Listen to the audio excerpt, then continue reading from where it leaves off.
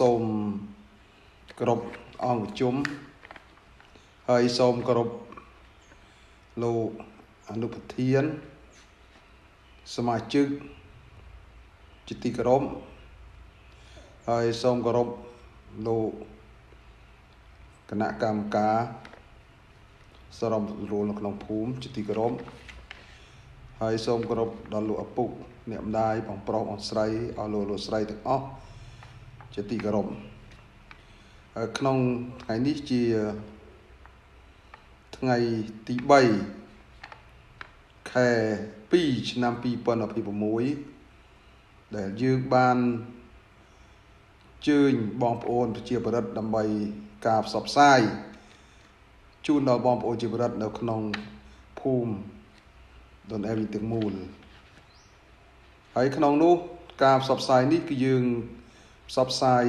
មានដល់ទៅ4ចំណុចទៅ5ចំណុចចំណុចទី1សូមជម្រាបជូនដល់លោកឪពុកអ្នកម្ដាយបងប្រុសបងស្រីអស់លោកស្រីទាំងអស់ការចាក់ដីធ្វើផ្ទះសូមឲ្យមានច្បាប់ទម្លាប់សូមច្រកចេញចូលនៅកន្លែងស្រុកឲ្យបានច្បាស់លាស់នេះគឺចំណុចទី1នេះគឺយើងមានច្បាប់ឲ្យមានច្បាប់ទម្លាប់ត្រឹមត្រូវ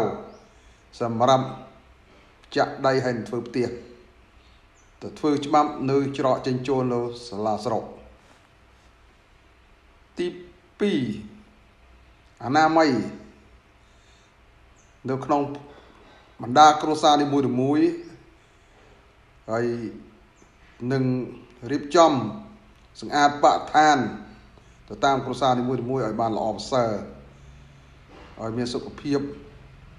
ល្អបើយើងសម្អាតបរិស្ថានបានល្អហើយសុខភាពយើងក៏ល្អនេះចំណុច2សូមឲ្យអស់លោកស្រីពុកម៉ែបងប្អូនប្រុសស្រីទាំងអស់មេត្តាជ្រាបបញ្ហាសុខភាពយើងគឺជាចម្បងសុខភាពល្អគឺសម្រាប់នៅក្នុងគ្រួសាររបស់យើងក៏កាត់បន្ថយថវិកាបើយើងមិនអនាម័យតាមបណ្ដាគ្រួសារទេនោះគឺធ្វើឲ្យប៉ះពាល់ដល់សុខភាពបាទនេះចំណុច2ចំណុច3ហើយសូមជម្រាបថាបណ្ដាគ្រួសារនីមួយៗទាំងអស់គឺសូមកុំប្រហែសភ្លើងបាទបើដុតយើងត្រូវលត់ណាព្រោះហើយធ្វើឲ្យប៉ះពាល់ឆេះផ្ទះ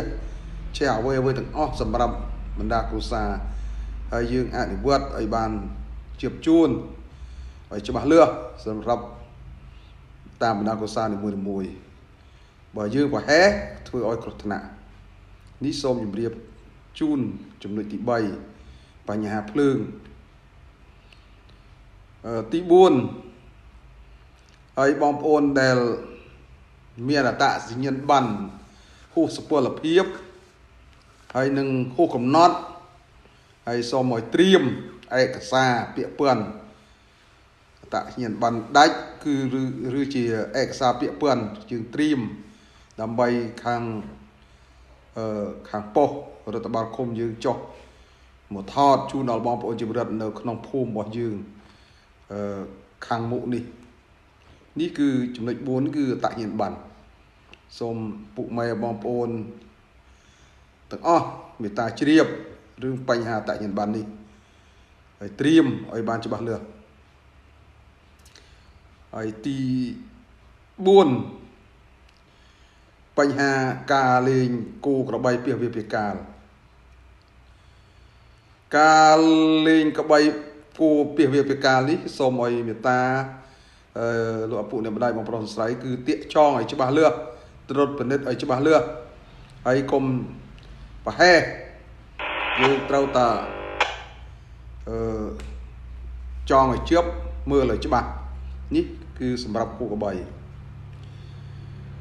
ចំណុចទី6បញ្ហាល្បែងស៊ីសងនៅក្នុងស្រុកក្នុងភូមិរបស់យើងនេះហើយហាមដាច់ខាតមិនអោយមានល្បែងស៊ីសងអត់អោយមានជាដាច់ខាត សំបីតាបនទៀនកំដរសពគឺឲ្យអត់ឲ្យមានទេគឺដាច់ខាតអត់ឲ្យមានហើយនៅក្នុងភូមិរបស់យើងសូមលោកឪពុកអ្នកម្ដាយមេត្តាជ្រាបហើយបញ្ហាល្បីទីសងនេះចំណុចទី7ក្មេងទំនើងនេះគឺសូមឲ្យអត់ឲ្យមាននៅក្នុងមូលដ្ឋាននេះគឺដាច់ខាតមិនឲ្យមានក្មេងទំនើងហើយក្រមវិជាការពារយើងបានត្រួតពិនិត្យច្បាស់លាស់ដិតដល់ជូនដល់បងប្អូនជីវិតគឺមិនដែលបានស្រាកស្រានទេក្រមវិជាការពារត្រួតពិនិត្យយាមកាមយប់ប្រឡប់មើលក្មេងទំនើងចោលចោប្លន់ហើយគឺដាច់ខាតមិនអោយមាននៅតាមភូមិរបស់យើងដាច់ខាតមិនអោយមាននេះចំណុចដែលខ្ញុំបានជម្រាបជូនដល់លោកឪពុកអ្នកម្ដាយបងប្អូនស្រីអស់លោកស្រីទាំងអស់ហើយមេត្តាទទួលយកព័ត៌មានហើយឬមួយជាគោលការណ៍ដែលរបស់ថ្នាក់លើដែលដាក់ទិសដៅមកគឺចំណុចនេះឯងជាចំណុចសម្រាប់អនុវត្តតាមគោលការណ៍ច្បាប់ហើយសូមមេត្តាអស់លោកស្រីទាំងអស់នឹងទទួលយកព័ត៌មាននេះនឹងរបាយការណ៍នឹងចំណុចដែលលើក្នុងព្រឹកនេះម៉ោងនេះពេលវេលានេះគឺសូមឲ្យនឹងទទួលយកហើយនឹងការផ្សព្វផ្សាយជូនដល់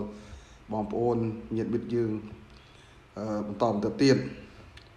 ហើយខ្ញុំជាមេភូមិអនុភូមិសមាជិកភូមិអត់មានអីច្រើនទេមានតែប៉ុណ្ណេះហើយជាចុងក្រោយនេះគឺខ្ញុំសូមគោរពជូនពរ